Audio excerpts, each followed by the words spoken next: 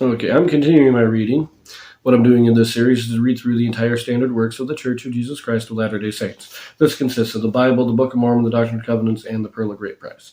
I am reading in a chronological order of events, not according to publication or volume, so I will be skipping around a little bit, especially now that I'm getting into the reign of the judges and later on with the reign of the kings. So far, I have read Genesis through Joshua, as well as the Book of Moses, the Book of Abraham, the Book of Job, and most of the Book of Ether. All these things taking place together. Now we are moving into the reign of the judges among Israel. But before we get into the reign of judges, the first few chapters in First Chronicles is covering the same time period that we have read up to this point. And so now most of it is just a big list of names. And to a lot of, to some degree, it may seem pointless. We don't really need to know all these names. We have no clue who half these people are, at least. And we don't even know where most of the areas are that they're talking about. But I do think that there is value in it. And as I said before, I'm reading the entire standard works. And this is in the scriptures. These are scriptures. So this does tie together the human family. And while it's not something that needs to be read frequently, it should be read occasionally. So we're going to read it. We're in the first book of Chronicles, chapter 1. Genealogies and family ties from Adam to Abraham are given. The posterity of Abraham is set forth. Here we go. As I said, a long list of names. Adam, Sheth, Enosh, Kenan, Mahalaleel, Jared, Henoch, Methuselah, Lamech, Noah, Shem, Ham, and Japheth. Now, I do want to point out, this is a very different spelling and pronunciation for a number... Oops, sorry, I just kicked the camera. Very different spelling and pronunciation for many of these names that was given in Genesis. And that is because language changes over time. The Book of Chronicles, most likely written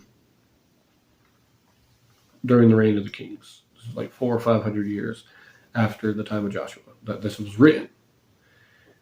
And so it's, almost 1,000 years after the time of Abraham. Pronunciations change. Written language doesn't change as much, but spoken language changes a lot over time. So just want to point that out. Verse 5. The sons of Japheth, Gomer, and Magog, and Madai, and Medai, and Javan, and Tubal, and Meshech, and Tiras. And the sons of Gomer, Ashkenaz, and Riphath, and Togarmah. And the sons of Javan, Elisha, and Tarshish, Kittim, and Dodanim. Just want to point out Tarshish, I believe that's a city in Spain. So does that tell us that the children of Japheth went west across southern Europe? Verse 8, the sons of Ham, Cush, and Mizraim, Put, and Canaan. And the sons of Cush, Seba, and Havilah, and Sabta, and Rayama, and Sabteka. And the sons of Rayama, Sheba, and Dedan. And Cush begat Nimrod. He began to be mighty upon the earth. And Mizraim begat Ludim, and Anamim, and Lahabim, and Naphtahim, and Pathrusim, and Casluhim, of whom came the Philistines, and Caphthorim. And Canaan begat Zidon, his firstborn, and Heth, the Jebusite also, and the Amorite, and the Girgashite, and the Hivite, and the Arkite, and the Sinite, and the Arvadite, and the Zamorite, and the Hamathite. I will also point out quickly that there are a number of names that are repeated that are not. So the Amorites here are descended from Canaan, would they therefore be Canaanites. But the Amorites, like Og, king of Bashan, there is some indication that those Amorites were actually descended from Shem, but we don't really know. So they might have been Canaanites. They might not have been. We're not sure. But if they weren't Canaanites, there was another group of Canaanites also known as Amorites. So this is one of the confusing things about this time period, is that sometimes the name, one name can refer to 2 or 3 different groups. So anyways, verse 17. The sons of Shem, Elam and Asher and Arphaxad and Lud and Aram and Uz and Hul and Gether and Meshech. And Arphaxad begat Shelah, and Shelah begat Eber. And unto Eber were born 2 sons, and the name of the one was Peleg, because in his days the earth was divided. And his brother's name was Joktan. And Joktan begat Almodad and Sheleph, and Hazarmaveth and Jerah, Hadoram also, and Uzal and Diklah, and Ebal, and Abimael, and Sheba, and Ophir, and Havilah, and Jobab. All these were the sons of Joktan. Again, just repeating what we read in Genesis. But Elam was a very powerful nation. They were not quite as far as Persia, but almost. They might have actually been ancestors of Persia. Aram, the Arameans, that was the area where Abraham's family would settle before he came into Canaan. The Laban, the father of Leah and Rachel, he is referred to as an Aramean or Assyrian. So that the Syrians were descended from Aram. So we get these connections here. Now I think that this helps us make these connections in the histories. So verse 24: Shem, Arphaxad, Salah, Eber, Peleg, Reu, Serug, Nahor, Terah, Abram. The same as Abraham. The sons of Abraham, Isaac and Ishmael. These are their generations. The firstborn of Ishmael, Nebaioth. Yeah. Then Kedar and Adbeel and Mibsam, Mishma and Duma, Massa, Hadad and Tema, Jetur, Naphish, and Kedemah. These are the sons of Ishmael. Now the sons of Keturah, Abraham's concubine, she bare Zimran and Jokshan and Medan and Midian and Ishbak and Shua. And the sons of Jokshan, Sheba and Dedan. And the sons of Midian, Ephah and Epher and Henoch and Abida and Eldaah. All these are the sons of Keturah. And Abraham begat Isaac, the sons of Isaac, Esau, and Israel. So we're given a little bit of the generations of Esau, as well as both Midian and Jokshan, other sons of Abraham. But we're not really given much else on those lines. So, but now we get into the rest of the line here.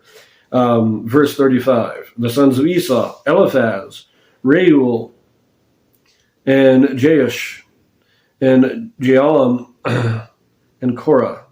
The sons of Eliphaz, Teman, and Omer, Zephi, and Gatam, Kenaz, and Timnah, and Amalek. The sons of Reuel, Nahath, Zerah, Shammah, and Mizah. And the sons of Seir, Lotan, and Shobal, and Zibeon, and Anah, and Dishon, and Ezer, and Dishan. And the sons of Lotan, Hori, and Homam, and Timnah, and Timnah was Lotan's sister. The sons of Shobal, Alian, and Manahath, and Ebal, Shephi, and Onam. And the sons of Zibeon, Aiah, and Anah. The sons of Anah, Dishon. And the sons of Dishon, Amram, and Eshbin, and Ithran, and Kiran. The sons of Ezer, Bilhan, and Zavin, and Jachin. The sons of Dishan, Uz, and Aran. Okay. A lot of this is, you really have to kind of lay these out in family trees to see how they're all related. It just kind of lists the names. And if you're not paying careful attention, you won't know exactly who is related to. I just want to point out a couple of things. Amalek. is thought to be the ancestor of the Amalekites, who are frequently fighting with Israel.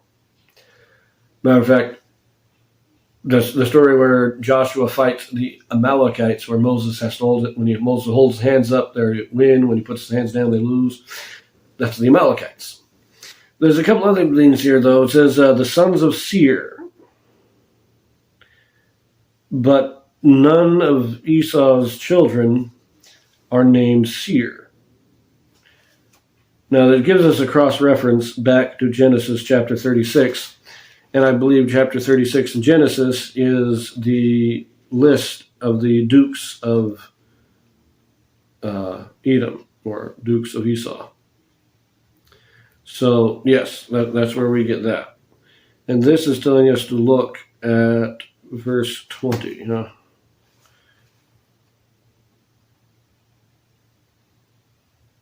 That's what I thought. The sons of Seir, he's a Horite. They were the ones that had the land before Esau came in. Esau came in, kind of conquered the land, but intermarried with the Horite families. That is why we're getting the sons of Seir here. So, anyways, let us finish out the chapter. It's not too much longer. Verse 43. Now these are the kings that reigned in the land of Edom before any king reigned over the children of Israel. Bela, the son of Beor, and the name of his city was Dinhabah. And when Bela was dead, Jobab, the son of Zerah of Bozrah, reigned in his stead. And when Jobab was dead, Husham of the land of the Temanites reigned in his stead. And when Husham was dead, Hadad, the son of Bedad, which smote Midian in the field of Moab, reigned in his stead. And the name of his city was Avith. And when Hadad was dead, Samlah of Masrekah reigned in his stead. And when Samlah was dead, Shaul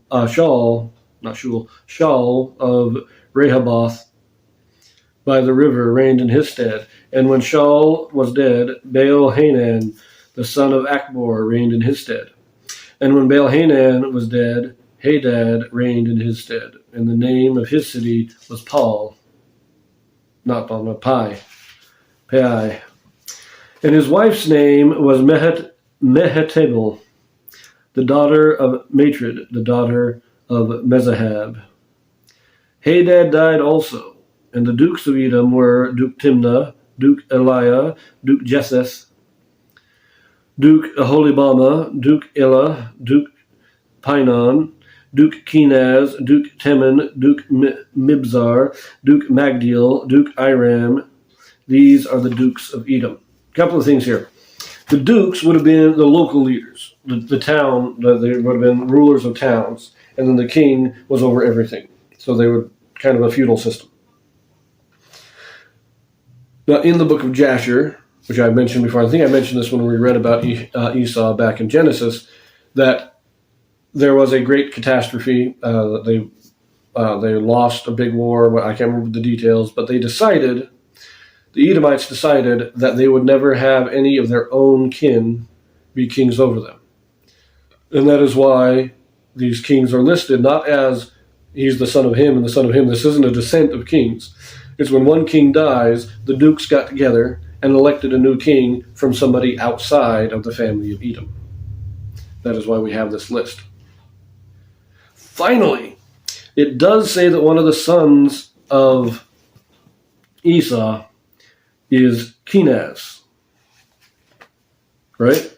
Duke Kenaz. He was one of the sons of, he was a grandson of Esau. Caleb, the son of Jephunneh. Jephunneh is described as a Kenizzite. Could it be, this is just my speculation, but could it be that I think it was actually Jephunneh's father is described as Kenizzite. So could it be that his father married a daughter of the tribe of Judah and joined up with Israel? And therefore he is called a Kenizzite because the father is from the family of Kenaz of the Edomites. But they are of the tribe of Judah because when the Kenizzite married a daughter of Judah, he converts into Israel and is made part of that tribe. is an interesting thought. But I'm going to leave it here. We're going long enough, and I'll see you in the next one.